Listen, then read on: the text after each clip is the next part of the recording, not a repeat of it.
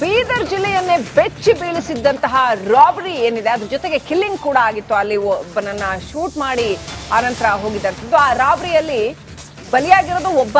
ಈಗ ಇನ್ನೊಬ್ಬ ಪಾಪ ಜೀವನ್ಮರಣ ಹೋರಾಟ ನಡೆಸ್ತಾ ಇದ್ದಾರೆ. ಆದ್ರೆ ಸಚಿವರು ಅಲ್ಲಿಗೆ ಭೇಟಿ ಕೊಟ್ಟಂತ ಸಚಿವರು ಏನ್ ಹೇಳಿದ್ರು, ಗಾಯಾಳು ಇನ್ನೂ ಜೀವಂತವಾಗಿದ್ದಾಗಲೇ ಅವ್ರು ಮೃತಪಟ್ಟಿದ್ದಾರೆ ಅಂತ ಹೇಳ್ಬಿಟ್ರು ರಹೀಂ ಖಾನ್ ಅವರು. ಇಂಥ ಸಚಿವರುಗಳಿಂದ ಏನನ್ನ ನಿರೀಕ್ಷೆ ಮಾಡಕ್ಕೆ ಸಾಧ್ಯ ಅಂತ ಜನ ಪ್ರಶ್ನೆ ಕೇಳ್ತಾ ಇದ್ದಾರೆ. ಸಾವು ಬದುಕಿನ ಮಧ್ಯೆ ಹೋರಾಟ ನಡೆಸ್ತಾ ಇರುವಂತಹ ಸಿಬ್ಬಂದಿ ಶಿವ ಅನ್ನುವಂತಹ ಸಿಬ್ಬಂದಿ, ಅವ್ರನ್ನ ಸೇರಿಸ್ಕೊಂಡು ಇಬ್ರು ಸಾವು ಅಂತ ಹೇಳಿಕೆಯನ್ನ ಕೊಟ್ಬಿಟ್ರು. ಅಲ್ಲಿ ಸಾವನ್ನಪ್ಪಿದ್ದು ಕೇವಲ ಒಬ್ಬ ಸಿಬ್ಬಂದಿ ಮಾತ್ರ, ಡೈರೆಕ್ಟ್ ಆಗಿ ಶೂಟ್ ಮಾಡಿದಾಗ. SBI ಎಂಪ್ಲಾಯಿಗೆ ಇಬ್ಬರಿಗೂ ಡೆತ್ ಆಗಿದೆ. ಮತ್ತೆ ಇದು ಬೀದರ್ನಲ್ಲಿ ನನ್ನ ಪ್ರಕಾರ ಈ ತರ ಮೊದಲನೇ ಕೇಸು.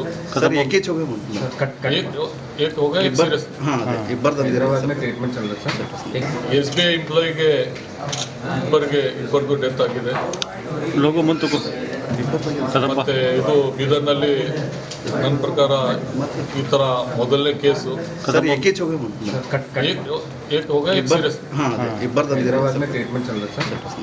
SBI ಎಂಪ್ಲಾಯಿಗೆ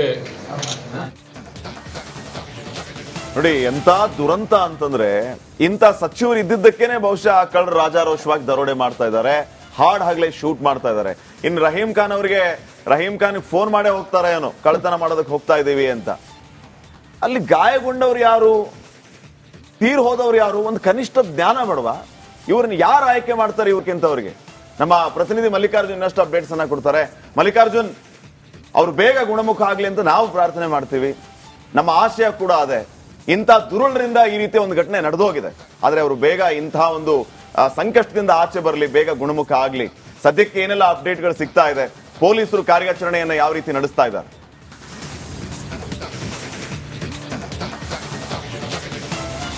ಹೌದು ಶ್ರೀಪಾದ್, ಈ ಘಟನೆ ನಿಜಕ್ಕೂ ಪ್ರತಿಯೊಬ್ಬರಿಗೆ ನೋವಿದೆ ಅಂತ ಹೇಳ್ಬೋದು, ಪ್ರತಿಯೊಬ್ಬರಲ್ಲಿ ಆತಂಕ ಮನೆ ಮಾಡೋದು ಅಂತ ಹೇಳ್ಬೋದು. ಎಂದೂ ಬೀದರ್ ಇತಿಹಾಸದಲ್ಲಿ, ಶಾಂತಿ ನಾಡಿನಲ್ಲಿ ಎಂದೂ ಇಂಥ ಘಟನೆ ನಡೆದಿಲ್ಲ. ಈ ಘಟನೆಯಿಂದ ನಿಜಕ್ಕೂ ಸಾಕಷ್ಟು ಜನರಲ್ಲಿ ಒಂದು ಆತಂಕ ಮನೆ ಮಾಡ್ಯದ.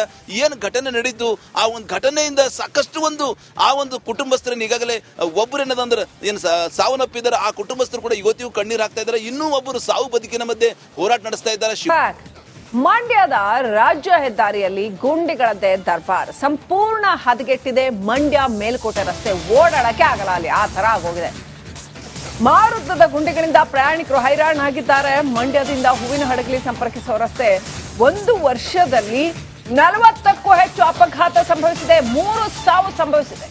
ಮೇಲಿಂದ ಮೇಲೆ ಅಪಘಾತ ಆದ್ರೂ ಕೂಡ ಅಧಿಕಾರಿಗಳು ದಿವ್ಯ ನಿರ್ಲಕ್ಷ್ಯ ತೋರ್ತಾ ಇದ್ದಾರೆ. ನೋಡ್ರಿ, ಅದೇನು ರಸ್ತೆನೋ ಅಥವಾ ಈ ರೇಸ್ ಮಾಡ್ತಾರಲ್ಲ F1 ಆ ತರದ ಪಾತೋ ಗೊತ್ತಾಗಲ್ಲ, ಹಂಗಿದೆ. ಗುಡ್ಡಗಾಡು ಪ್ರದೇಶ ಇದ್ದಂಗಿದೆ ಪರಿಸ್ಥಿತಿ.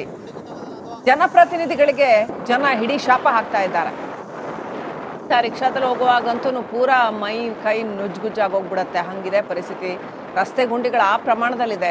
2 ಲೇಯರ್ 3 ಲೇಯರ್ ಟಾರ್ ಹಾಕಿದ್ದಾರೆ, ಆದ್ರೂ ಕೂಡ ಸೌತ್ ಹೋಗಿದೆ. ಮಂಡ್ಯದಿಂದ ಒಳಲಿಂದ ಮುಂದೆ ಮಲ್ಲನಾಯಕನ ಕಟ್ಟೆ ವಿಸಿ ಫಾರ್ಮ್ ಗೇಟು, ಇಲ್ಲಿವರೆಗೂ ನಾವು ಪ್ರತಿನಿತ್ಯ ಜನಿಸ್ತೀವಿ, ಅಂದ್ರೆ ಓಡಾಡ್ತಾ ಇರ್ತೀವಿ.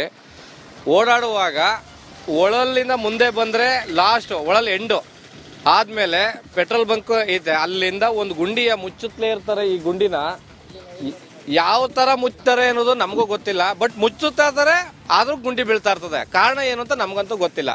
ಆದ್ರೆ ಈ ಗುಂಡಿ ಇರೋದ್ರಿಂದ ತುಂಬಾ ಜನದ್ದು ಪ್ರಾಣ ಹಾನಿ ಅಂತೂ ಆಗದಂತೂ ಸತ್ಯ. ಮತ್ತೆ ತುಂಬಾ ಹದಗೆಟ್ಟು ಹೋಗಿದೆ, ನೋಡಕ್ಕಂತೂ ಆಗಲ್ಲ. ಬೇಕಾದಷ್ಟು ಆಕ್ಸಿಡೆಂಟ್ ಆಗ್ತಾ ಇದ್ದಾವೆ. ಒಳಲು, ಮಲ್ಲಯ್ಯನಕಟ್ಟೆ, ಪಣಕ್ನಹಳ್ಳಿ, ಶಿವಳ್ಳಿ ತನಕನೂ ಬಹಳ ರೋಡು ಗುಂಡಿ ಬಿದ್ದೋಗಿದೆ. ಸ್ಥಳೀಯರು ಯಾರು ಇದ್ರ ಬಗ್ಗೆ ಗಮನ ಹರಿಸ್ತಾ ಇಲ್ಲ.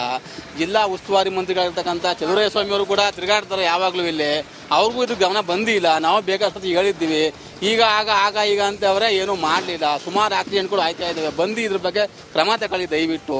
ತುಂಬಾ ಹದಗೆಟ್ಟು ಹೋಗಿದೆ, ನೋಡಕ್ಕಂತೂ ಆಗಲ್ಲ. ಬೇಕಾದಷ್ಟು ಆಕ್ಸಿಡೆಂಟ್ ಆಯ್ತಾ ಇದ್ದಾವೆ. ಇದಾಗಿತ್ತು ಈ ಹೊತ್ತಿನ ಬಿಗ್.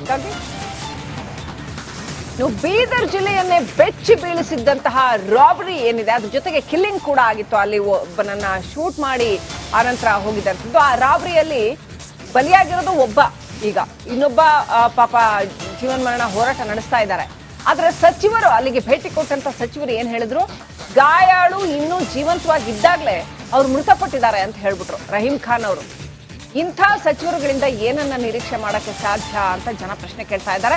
ಸಾವು ಬದುಕಿನ ಮಧ್ಯೆ ಹೋರಾಟ ನಡೆಸ್ತಾ ಇರುವಂತಹ ಸಿಬ್ಬಂದಿ ಶಿವ ಅನ್ನುವಂತಹ ಸಿಬ್ಬಂದಿ, ಅವ್ರನ್ನ ಸೇರಿಸ್ಕೊಂಡು ಇಬ್ರು ಸಾವು ಅಂತ ಹೇಳಿಕೆಯನ್ನ ಕೊಟ್ಬಿಟ್ರು. ಅಲ್ಲಿ ಸಾವನ್ನಪ್ಪಿದ್ದು ಕೇವಲ ಒಬ್ಬ ಸಿಬ್ಬಂದಿ ಮಾತ್ರ, ಡೈರೆಕ್ಟ್ ಆಗಿ ಶೂಟ್ ಮಾಡಿದಾಗ. SBI ಎಂಪ್ಲಾಯಿಗೆ ಇಬ್ಬರಿಗೂ ಡೆತ್ ಆಗಿದೆ.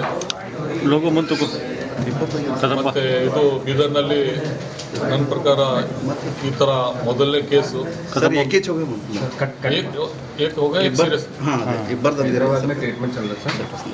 SBI ಎಂಪ್ಲಾಯಿಗೆ ಇಬ್ಬರಿಗೂ ಡೆತ್ ಆಗಿದೆ.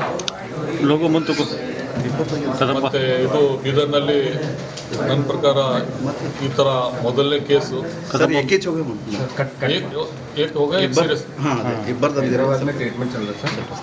SBI ಎಂಪ್ಲಾಯಿಗೆ ನೋಡಿ ಎಂತ ದುರಂತ ಅಂತಂದ್ರೆ ಇಂಥ ಸಚಿವರು ಇದ್ದಿದ್ದಕ್ಕೇನೆ ಬಹುಶಃ ಆ ಕಳ್ಳರು ರಾಜಾರೋಷವಾಗಿ ದರೋಡೆ ಮಾಡ್ತಾ ಇದ್ದಾರೆ, ಹಾಡ್ ಹಗಲೇ ಶೂಟ್ ಮಾಡ್ತಾ ಇದ್ದಾರೆ. ಇನ್ನು ರಹೀಂ ಖಾನ್ ಫೋನ್ ಮಾಡೇ ಹೋಗ್ತಾರೆ ಏನೋ, ಕಳ್ಳತನ ಮಾಡೋದಕ್ಕೆ ಹೋಗ್ತಾ ಇದೀವಿ ಅಂತ. ಅಲ್ಲಿ ಗಾಯಗೊಂಡವ್ರು ಯಾರು, ತೀರ್ ಹೋದವ್ರು ಯಾರು, ಒಂದು ಕನಿಷ್ಠ ಜ್ಞಾನ ಬೇಡವಾ? ಇವ್ರನ್ನ ಯಾರು ಆಯ್ಕೆ ಮಾಡ್ತಾರೆ ಇವ್ರಿಗಿಂತವ್ರಿಗೆ? ನಮ್ಮ ಪ್ರತಿನಿಧಿ ಮಲ್ಲಿಕಾರ್ಜುನ್ ಇನ್ನಷ್ಟು ಅಪ್ಡೇಟ್ಸ್ ಅನ್ನ ಕೊಡ್ತಾರೆ. ಮಲ್ಲಿಕಾರ್ಜುನ್, ಅವ್ರು ಬೇಗ ಗುಣಮುಖ ಆಗ್ಲಿ ಅಂತ ನಾವು ಪ್ರಾರ್ಥನೆ ಮಾಡ್ತೀವಿ, ನಮ್ಮ ಆಶಯ ಕೂಡ ಅದೇ. ಇಂಥ ದುರುಳರಿಂದ ಈ ರೀತಿ ಒಂದು ಘಟನೆ ನಡೆದೋಗಿದೆ, ಆದ್ರೆ ಅವರು ಬೇಗ ಇಂತಹ ಒಂದು ಸಂಕಷ್ಟದಿಂದ ಆಚೆ ಬರಲಿ, ಬೇಗ ಗುಣಮುಖ ಆಗ್ಲಿ. ಸದ್ಯಕ್ಕೆ ಏನೆಲ್ಲ ಅಪ್ಡೇಟ್ಗಳು ಸಿಗ್ತಾ ಇದೆ, ಪೊಲೀಸರು ಕಾರ್ಯಾಚರಣೆಯನ್ನ ಯಾವ ರೀತಿ ನಡೆಸ್ತಾ ಇದ್ದಾರೆ?